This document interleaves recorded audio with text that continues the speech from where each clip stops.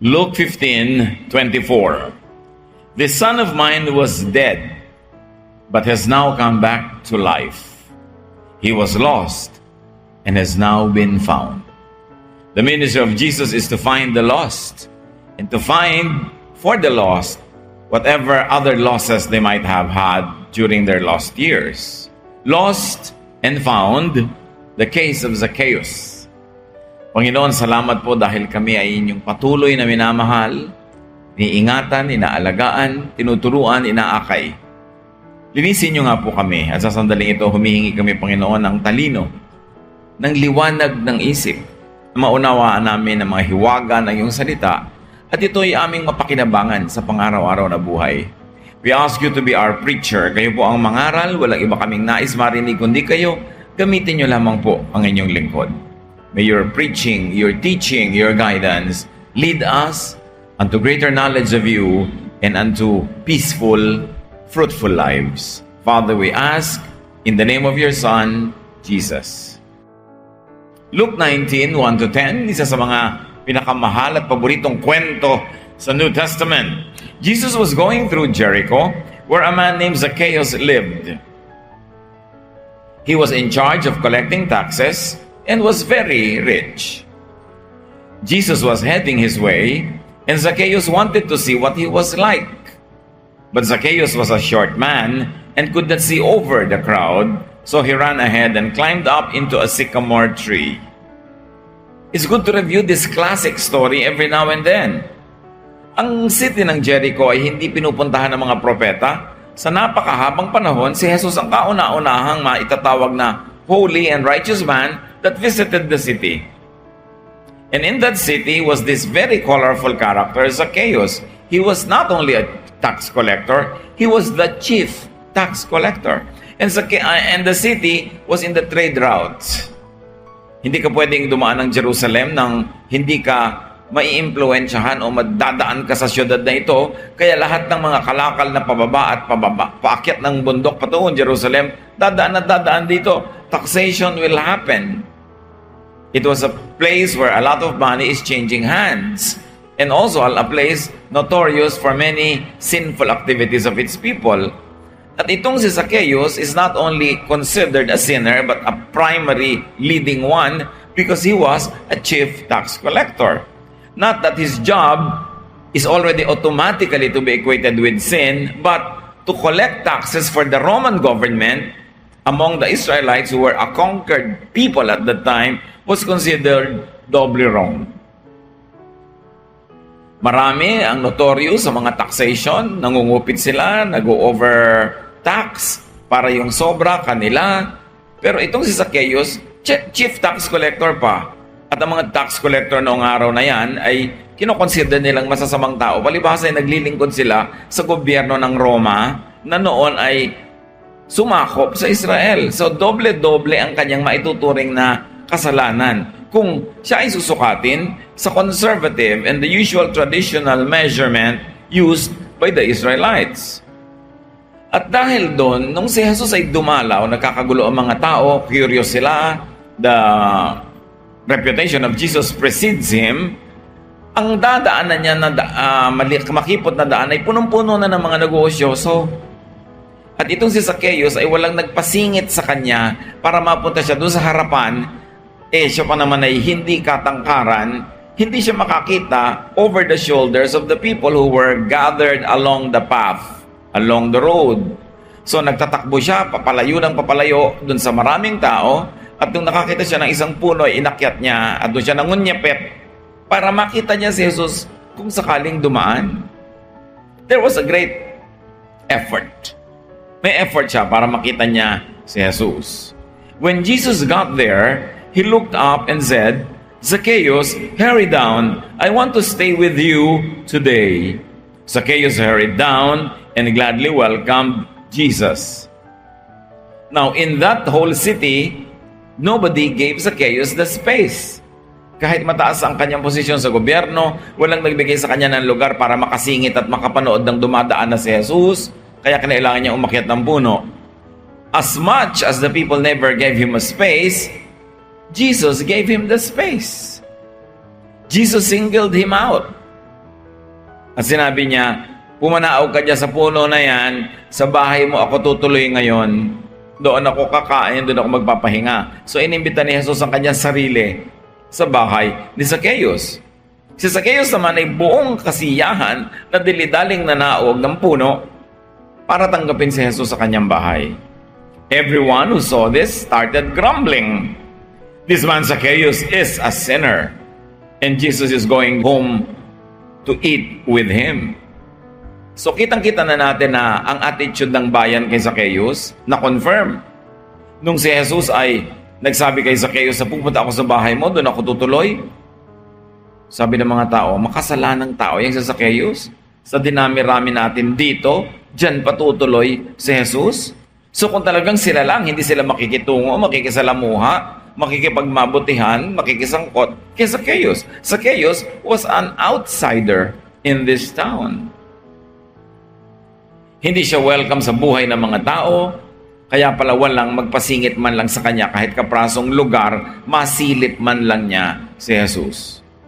So tumuloy sila sa bahay ni Zacchaeus at natural sa haba ng oras, naghanda ng pagkain, ay napakarami na magitan sa kanila, napag-usapan, at nung matatapos na ang tugyugtong ito, later that day, Zacchaeus stood up and said to the Lord, I will give half of my property to the poor, and I will now pay back 4 times as much to everyone I have cheated.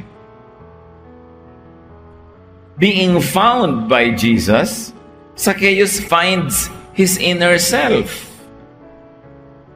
Sabi niya, kalahati ng aking ari-arian ay ibibigay ko sa mga maralita at lahat ng dinaya ko isosoli ko times 4. And being a tax collector, he had the records.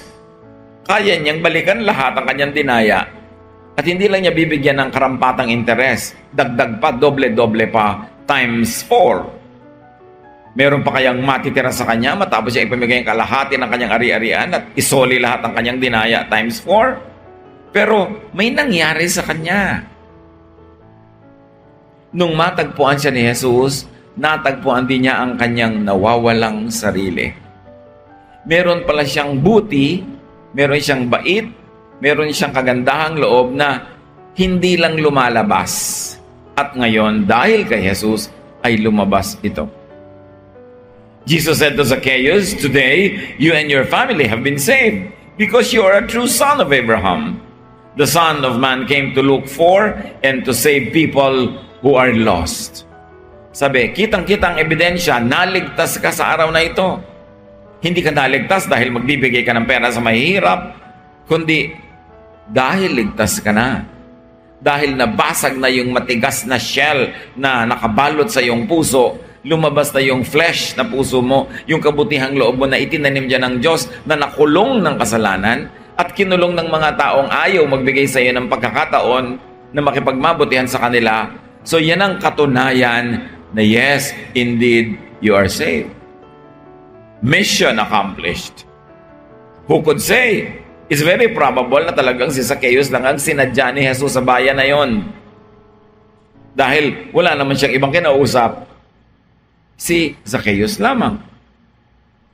The sad truth is that everyone is lost. But not everyone is like Zacchaeus who seeks. Lahat ng mga tao doon sa bayan na yon, yung mga nakalinya doon sa kalsada, lahat yan pa rin lost. No one is righteous. Not even one. But only Zacchaeus had the heart that was really seeking, earnestly, sincerely. And Jesus saw through that and honored him with Jesus' very personal presence in his home. Because of his work and deeds, because of what you might call sins, Zacchaeus lost his moral sense and standing. He was collaborating with the Roman conquerors. He was cheating his own people who were already very impoverished.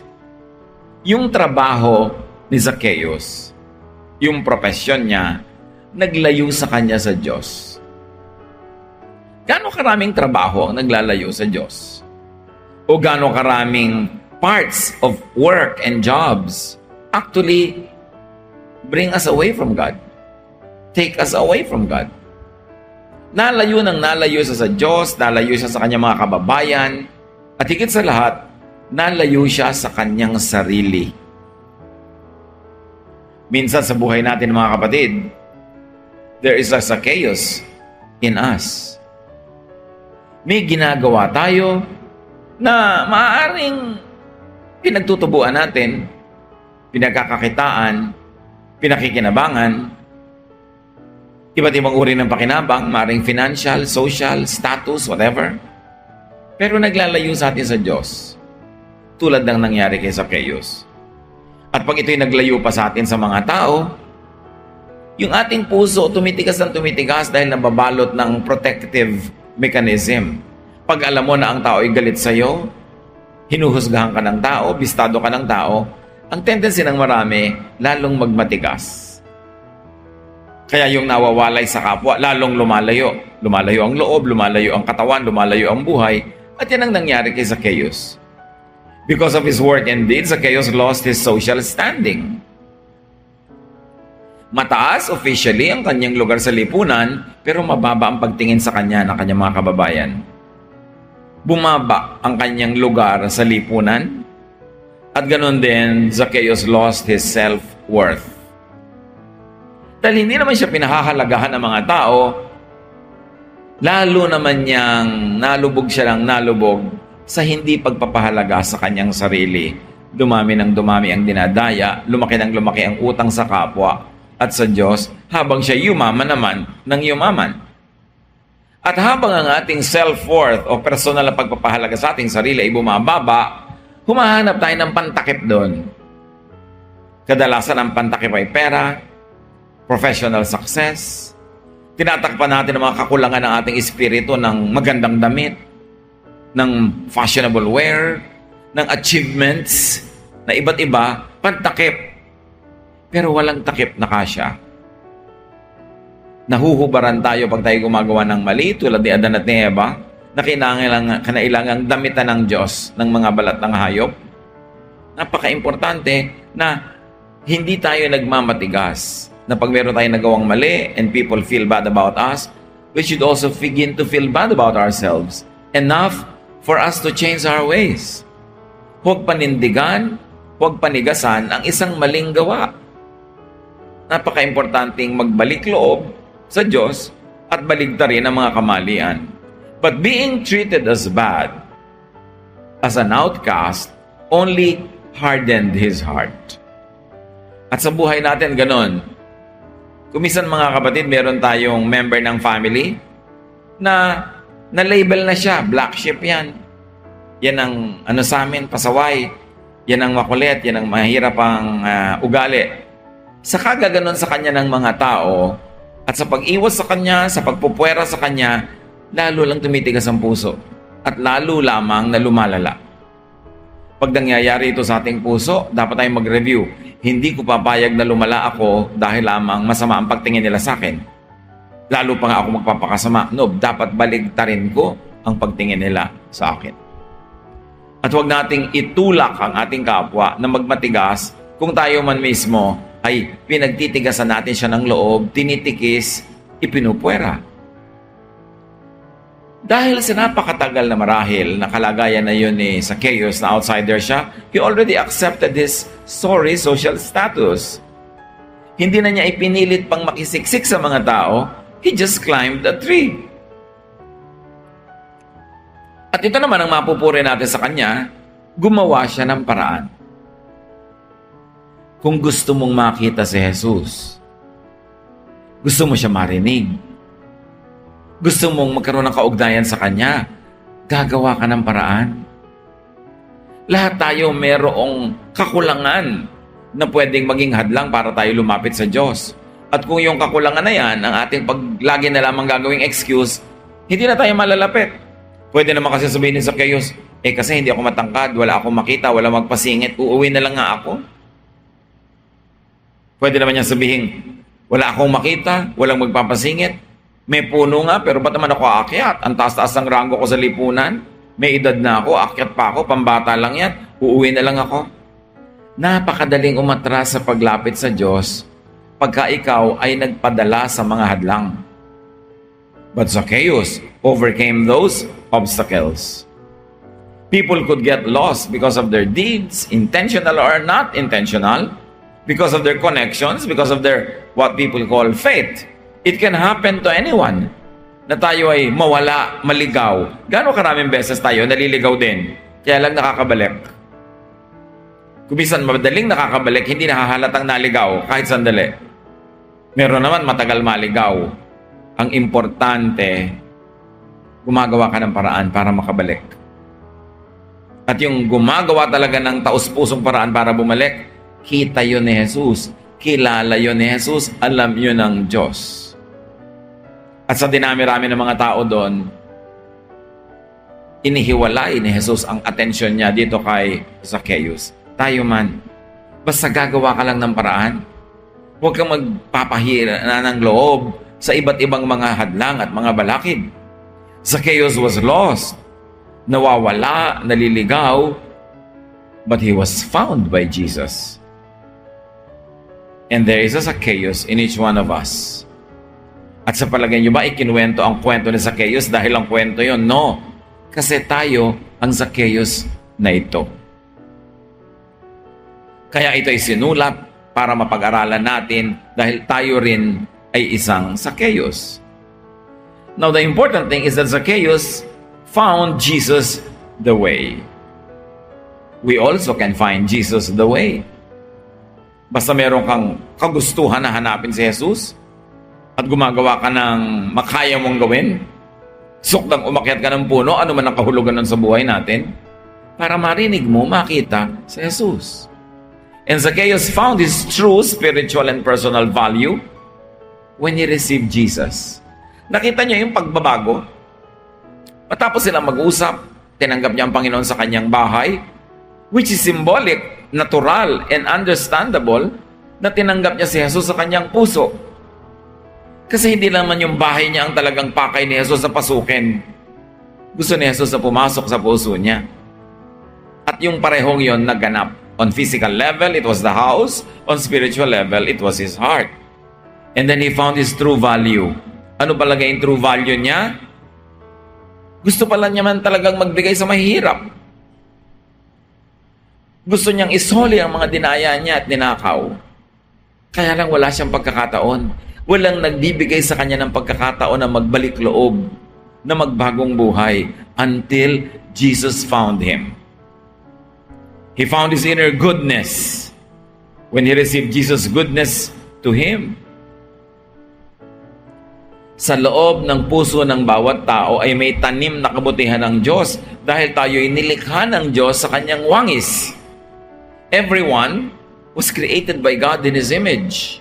That image could be polluted, could be corrupted, could be twisted, and could seem to have been lost, but it's always there.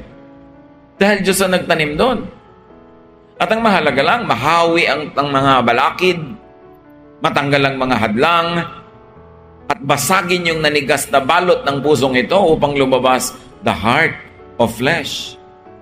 The real person in the image of God. And Jesus finding, affirming, saving, and restoring him made that happen.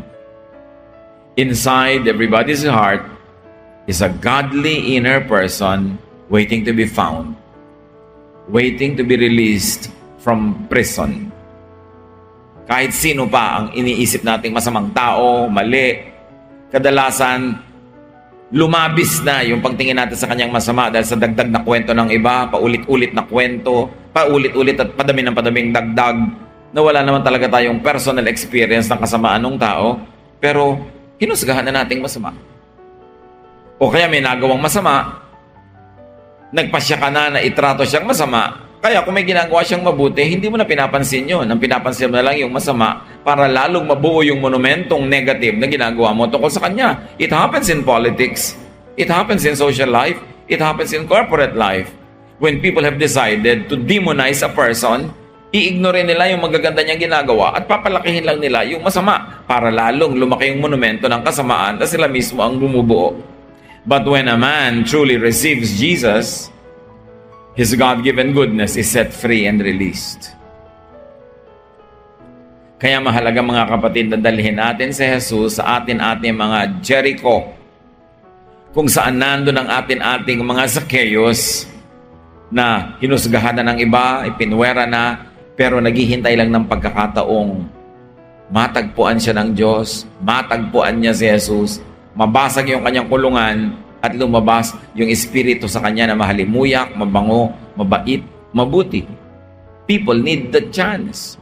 You have to bring Jesus to your Jericho. Bahay niyo ba yon? Office? Workplace? Social circle? Kayo lang ang pwede magdala kay Jesus doon kasi kayo ang may access. So I want to challenge you, sino-sino ang mga Zacchaeus sa inyong buhay na nangangailangang magkaroon ng personal encounter with Jesus? Now, as a believer, you can be the intercessor. You can be the bridge. You can be the link between your Zacchaeus and Jesus. At ang ating ambisyon, ng goal ay lumabas yung tunay at totoo at maganda tungkol sa Kanya.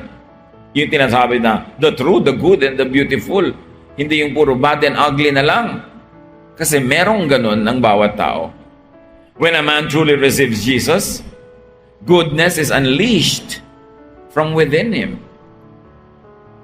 Para bang yung babaeng binasag niya yung kanyang alabaster jar at lumabas mula doon yung halimuyak ng pabango na inialay niya kay Jesus.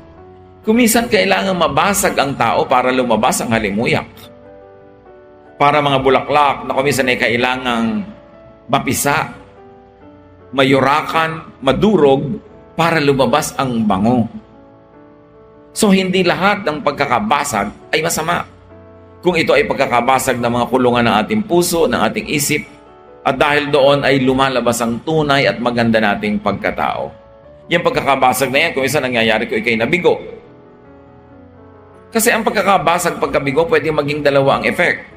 Sumama ang loob mo, magalit ka sa mundo, at sumama ang iyong ugali.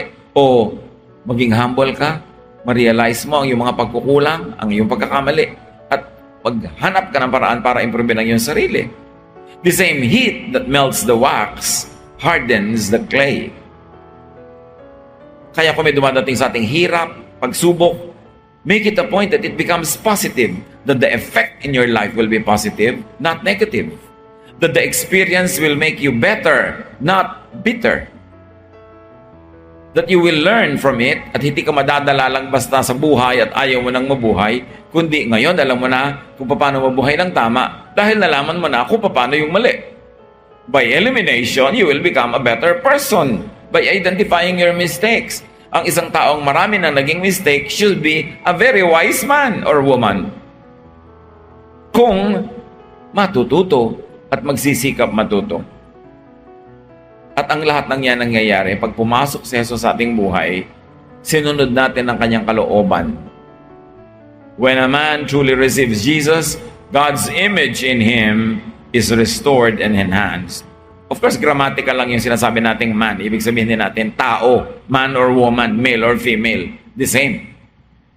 Importante na makawala yung tunay na espiritu na kinukulong ng kasalanan, ng image making ng mga tao sa ating paligid na nangkukulong din sa atin. And when people find true acceptance like Zacchaeus, they find their true worth. They learn to be and to do good. Nire-reject ng bayan na yon si Zacchaeus. Wala siyang chance na ipakita ang kanyang kagandahang loob. Inaccept ni Jesus si Zacchaeus. Tinanggap, walang patakaran, walang tanong-tanong, walang requirement para pumunta si Jesus sa kanyang bahay. Basta tayo na pupunta ako sa bahay mo. Sa pagtanggap na yon, doon nakalaya si Zacchaeus. Nakalaya siyang gawin yung mabuting gusto niya sigurong gawin noon pa.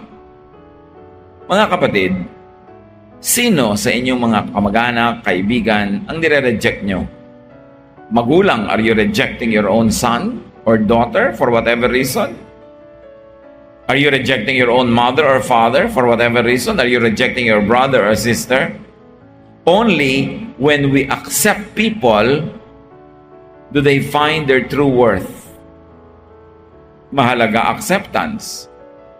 Hindi acceptance na ibig sabihin ay ito-tolerate mo yung ayaw mo sa kanya forever, but you begin with acceptance. And when you accept people, and when they know that you accept them, they begin to change for the better. But you cannot require them to change first before you accept them. It will not happen. Kaya marami mga pamilya, sayang naman, tumatanda, magkakalayo, nagkakandamatay, hindi nagkakasundo-sundo, kasi hindi nila ina-accept ang isa't isa. One of the best gifts that you could give to people is to accept them for who and what they are. And then, they will find their true worth, they will be inspired to be the better versions of themselves, and that's only when you could actually assist in their development. Not before, but after you accept them. Tayo man, pag tinatanggap tayo, di ba, tayo at ease. Hindi tayo sakal, hindi tayo hirap. Mas gusto natin yon, maginhawa sa loob, maluwag sa dibdib. And that's when metamorphosis, development, change can happen. Rejection only forces people to have a fortress facade. Mas nire-reject mo tao, mas nagmamatigas. Siyempre, pinoprotect niya ang sarili niya from rejection, from pain, from sorrow, from all kinds of hurts. So ayaw mo sa akin, ayaw ko rin sa'yo. Hindi mo pala ako gusto? Di rin kita gusto. Ganun ang attitude ng mga tao. Pero you want them to soften, you first soften up to them. Love begets love. And Jesus is about love. Napakaraming nangyari sa simpleng kwento ni Zacchaeus. Dapat siya sa atin at suriin. The best and only way to treat lost people is to find, reach out to, do good to them. Yan ang pinakamagaling. Yung lost na nga, ire-reject mo pa, lalo yung lalayo. Nakita niyo yung tinatawag na prodigal son? Na unang verse na binasa natin. Sabi ng father, my son was lost, now he is found. He was dead, now he is alive. And the first thing that the father did was to accept him. Without condition. Yung anak na yan, na alam na natin marami sa atin ang kwento, hiningi ang kanyang mana, buhay pa yung tatay, nilustay, at nung naubos, umuwi. Hindi na para maging anak, kundi para maging katulong. Willing na siya, may makain lang, pero hindi siya tinanong ng ama, hindi siya sinita, hindi kinwenta, tinanggap siya agad, minahal siya agad. You can imagine what transformation would happen in that kind of a person. Na ang isinagot mo sa kanyang kabiguan ay pag-ibig, ang isinagot mo sa kanyang pagiging suwail ay pag-ibig, lalabas at lalabas at lalabas yung buti na nasa kaibuturan ng kanyang puso. Meet people where they are. Notice, affirm them. Tulad ng ginawa ni Jesus kay Zacchaeus. Sabi niya, uy, bumaba ka dyan, sa bahay mo ako pupunta ngayon. Pinansin. Enter the home, the heart, the life of your Zacchaeus. Bring Jesus with you. Help break their hard shell. So the question is, could there be a Zacchaeus in you? Huwag na muna tayong lumayo sa ating mga sarili, giving you the identity, lifestyle, and status of a lost person. It's no accident that you're hearing this now. Like it was no accident that Jesus went to Jericho just for Zacchaeus. Pare-pareho tayong mahal ng Diyos. At ayaw niya may nanatiling outsider, lost, hardened, and considered sinful. If there is a Zacchaeus in you, let Jesus find you. And how do you do that? Look for and look at Jesus. Just like Zacchaeus did. May ginawa si Zacchaeus, hindi naman basta bumagsak mula sa langit yung kanyang napakagandang palad na yon. Lumabas siya ng bahay, nagsikap siyang sumiksik. Nung hindi siya nagtagumpay, umakyat siya ng puno. Dapat tayong merong gawin. Climb your tree so you will see Jesus. Get near to Jesus. Climb your tree. Whatever your tree is. And accept Jesus' invitation and proposal. Sabi niya, I will stay at your house. Jesus is inviting each one of us. He is inviting Himself to each one of our hearts. Sabi niya, behold, I stand at the door and knock. Whoever opens, I will come in and be with him and eat with him. Whoever opens. For God so loved the world that He gave His only Son, that whoever believes in Him will not perish, but will have everlasting life. So accept Jesus into your heart if you haven't yet. And if you have, accept more and more and more of Jesus, because you will never run out of things, beautiful things to accept. We are changed from glory to glory. No eye has seen, no ear has heard, no mind has conceived what good things God has in store for all of us.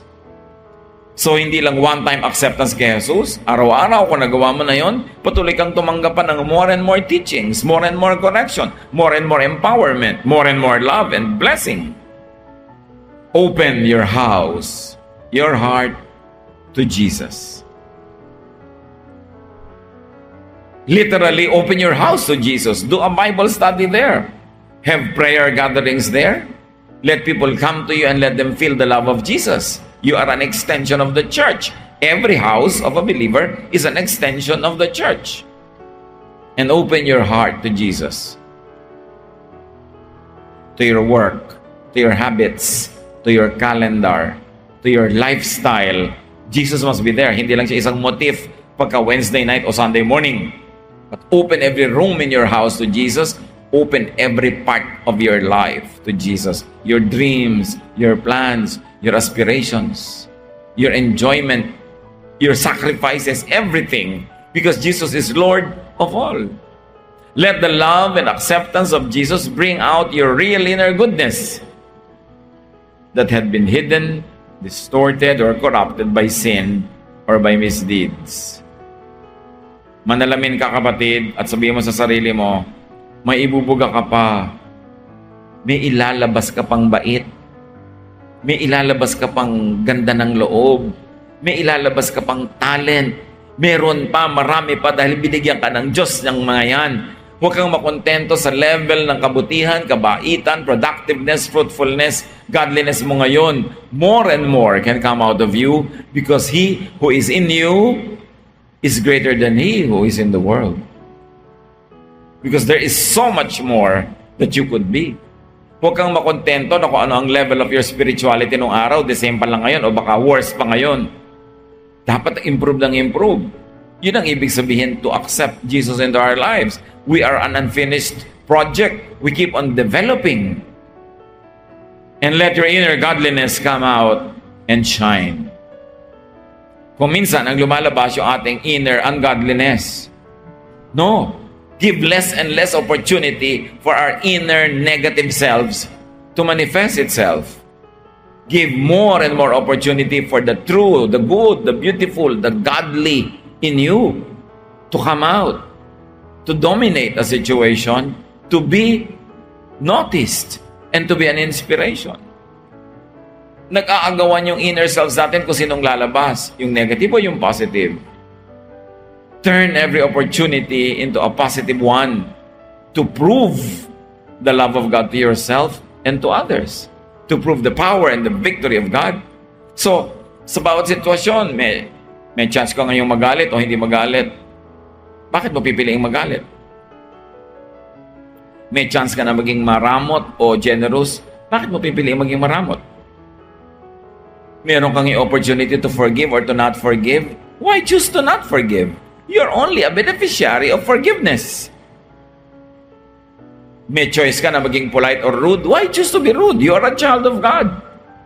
Laging merong gustong lumabas at kumawala. Pero ang gusto ng Panginoong Hesus, ang lumalabas, yung kamukha niya, yung image niya. Be conscious. Because there is a Zacchaeus in each one of us. And could there be another person, a Zacchaeus, waiting for your redeeming attention and invitation? Redeem time. The days are evil. Huwag na natin ipagpaliban na magdala ng mga tao sa Panginoon at dalhin ng Panginoon sa mga tao. Could there be a Zacchaeus waiting for your liberating forgiveness and acceptance? Review your lives, mga kapatid. Mag-review tayo ng mga buhay natin. Baka may Zacchaeus kayo na naghihintay ng inyong pagpapatawad tulad ng ginawa ni Jesus kay Zacchaeus. Ng inyong acceptance tulad ng ginawa ni Jesus na pag-accept kay Zacchaeus. Stop rejecting people, especially your family members. Si Jesus, pinuntahan pa niya sa Zacchaeus para niya tanggapin. Yun ang marapat nating gawin sa mga Zacchaeus ng ating buhay.